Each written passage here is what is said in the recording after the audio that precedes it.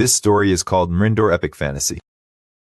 In the land of Eridoria, where magic and monsters roamed free, 16-year-old Eryndor Thorne hammered away at a glowing piece of Melodge's blacksmith shop. The smell of hot iron and sweat filled the air as he worked tirelessly to craft a sword for the village guard. Eryndor's dream, however, was not to be a blacksmith like his father, but to become a legendary warrior, fighting against the dark forces that threatened their kingdom. The village of Brindlemark, where Eryndor lived, was on the brink of destruction, and the once peaceful streets were now filled with the sound of clanging swords and worried whispers. Rumors spread of a dark sorcerer, Malakar, who sought to conquer all of Eridoria, and Eryndor knew that he had to do something to help his village. As the sun began to set, casting a golden glow over the village, Eryndor put down his hammer and walked outside, feeling an eerie sense of restlessness in the air. Suddenly, a strange noise caught his attention, the sound of rustling leaves and twigs snapping, coming from the nearby forest. Eryndor's curiosity got the better of him, and he decided to investigate, grabbing a nearby torch and venturing into the darkness of the forest. As he walked deeper into the woods, the noise grew louder, and Eryndor stumbled upon a hidden clearing, where a mysterious ancient sword lay waiting for him. The sword, adorned with intricate runes and symbols, seemed to glow with an otherworldly energy, and Eryndor felt an inexplicable connection to it. Without hesitation, he reached out and grasped the hilt of the sword, feeling a surge of power course through his veins. "You have been chosen," a low, whispery voice seemed to say, echoing in Eryndor's mind, as the sword began to glow brighter, illuminating the dark forest. The voice in Eryndor's mind grew louder, more urgent, as the sword's glow intensified, casting flickering shadows across the trees. "You have been chosen to wield me, Eryndor Thorne," the voice declared, "to unite the warring kingdoms against the darkness that threatens to consume them all." Eryndor felt a shiver run down his spine as he grasped the weight of the sword's words, the metal feeling alive in his hand. He looked around the clearing, taking in the ancient trees, their branches twisted and gnarled with age, and the soft, emerald-green moss that carpeted the ground. The air was filled with an otherworldly energy, as if the very fabric of the forest was watching him, waiting to see what he would do next. With a deep breath, Eryndor steeled himself and began his journey, the sword leading the way through the winding forest paths. The trees grew taller and closer together here, casting deep shadows that made it difficult for Eryndor to see more than a few feet in front of him. He stumbled over roots and fallen branches, but the sword's power guided him, illuminating his path and warning him of hidden dangers. As he walked, the silence was broken by the sound of running water, and Eryndor caught sight of a fast-moving river, its surface glinting like molten silver in the fading light. A figure stood on the riverbank, cloaked and hooded, watching him with an unnerving intensity. "Who are you?"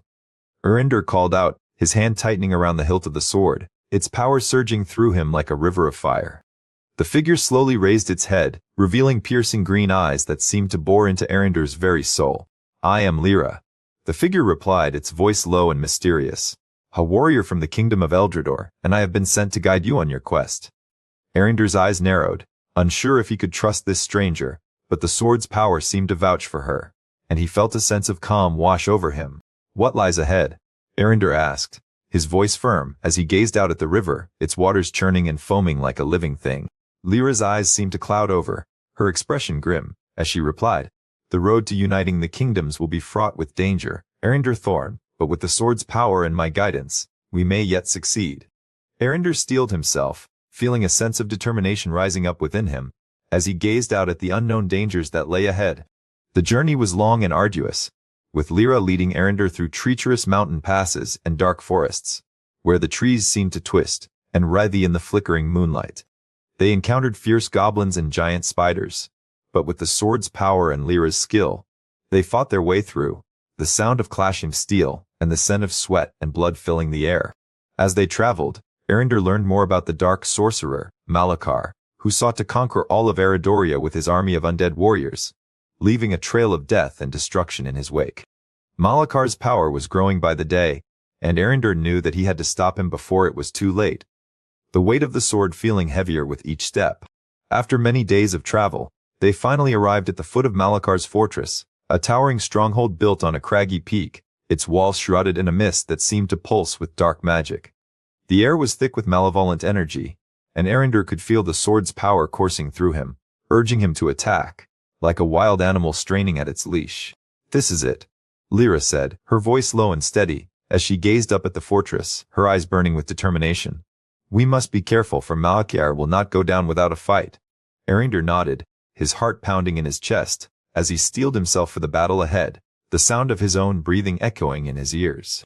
With a deep breath, they began their ascent up the winding path to the fortress gates, the sword's power guiding them through the treacherous terrain, like a beacon shining in the darkness. The gates were guarded by two massive undead warriors, their eyes glowing with an unholy light, as they blocked the entrance with their twisted, nightmarish bodies. Let us pass, Eryndor demanded, his voice firm and commanding, as he raised the sword, its blade shining with a fierce, blue light. The warriors did not respond, but instead charged forward, their swords flashing in the dim light like specters of death. Eryndor and Lyra fought bravely, their blades clashing with the undead warriors, the sound of steel on steel ringing out across the mountainside, as they battled for every inch of ground. But despite their skill, they were vastly outnumbered, and soon found themselves surrounded by a horde of Malachar's minions, the darkness closing in around them like a living thing. Just when all seemed lost, Eryndor remembered the sword's true power, and with a mighty cry, he unleashed its fury upon their enemies, the blade shining brighter than ever before, as it cut through the undead warriors like a scythe through wheat. The warriors fell to the ground, defeated, and Eryndor and Lyra stood victorious, but exhausted, their chests heaving with exertion, as they gazed up at the fortress gates, now open and waiting for them. As they entered the fortress, they were met with an eerie silence, the only sound being the creaking of old wooden beams and the soft whisper of unknown voices, like a chorus of restless spirits. Eryndor could feel Malachar's presence, his dark energy pulsing through the air, like a malignant heartbeat, drawing them deeper into the heart of the fortress. They moved cautiously, their swords at the ready, as they navigated the twisted corridors and dark chambers, the shadows seeming to twist around them like living things. Finally, they arrived at the throne room, where Malachar sat waiting for them, his eyes blazing with malevolent fury, like two black holes sucking in all the light around him. So, you are the chosen one, Malachar sneered, his voice dripping with contempt, as he gazed at Eryndor with disdain. I have been expecting you. Eryndor stood tall, his heart pounding in his chest, as he faced the dark sorcerer, the sword's power coursing through him like liquid fire. You are a monster, Eryndor declared, his voice firm and resolute, as he raised the sword, its blade shining with a fierce, blue light. And it is time for you to fall. Malachar laughed, a cold, mirthless sound, as he raised his hand, unleashing a bolt of dark energy that shot towards Eryndor like a spear. Eryndor dodged the attack, but Lyra was not so lucky, and she fell to the ground, struck by the dark magic, her body limp and still. Enraged, Eryndor charged forward, his sword flashing in the dim light, as he clashed with Malachar in a fierce and epic battle, the sound of their blades ringing out across the throne room like a death knell. The two enemies exchanged blow after blow, their powers locked in a struggle that shook the very foundations of the fortress, the walls trembling and the floor shaking beneath their feet. But Eryndor's determination and the sword's power eventually proved too much for Malachar, and with a final, mighty blow he struck down the dark sorcerer, ending his evil reign once and for all, the sound of Malachar's defeat echoing through the fortress like a thunderclap. As the darkness dissipated, Eryndor rushed to Lyra's side, relief washing over him as he saw that she was alive, though wounded, her eyes flickering open as she gazed up at him with a weak smile. We did it, Eryndor said, his voice filled with emotion, as he helped Lyra to her feet, the two of them standing victorious in the heart of the fortress. Together, they walked out of the fortress, into a bright new future, where the kingdoms of Eridoria could finally live in peace, free from the shadow of Malachar's evil, the sun shining down on them like a blessing from the gods. The days that followed were filled with celebration, as news of Malachar's defeat spread throughout the kingdoms of Eridoria, with people rejoicing in the streets and cheering Eryndor's name. Eryndor, now hailed as a hero, was showered with praise and gifts, but he remained humble, knowing that there was still much work to be done to rebuild and protect the kingdom, the weight of his responsibility settling heavy on his shoulders. As he walked through the bustling streets, Eryndor noticed that many of the kingdom's buildings were damaged or destroyed, and he knew that it would take time and effort to restore them to their former glory, the sound of hammers ringing out as reconstruction began.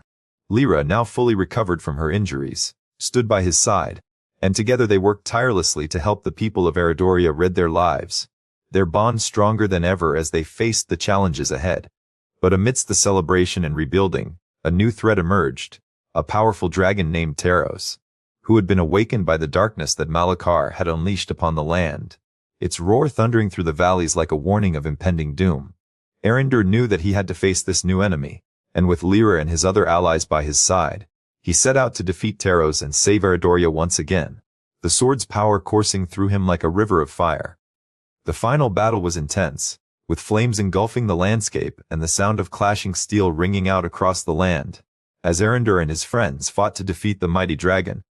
But in the end, it was Eryndor who faced Taros alone, his sword shining bright as he struck the final blow, ending the dragon's reign of terror and securing a lasting peace for the kingdom, the sound of victory echoing through the land like a trumpet blast.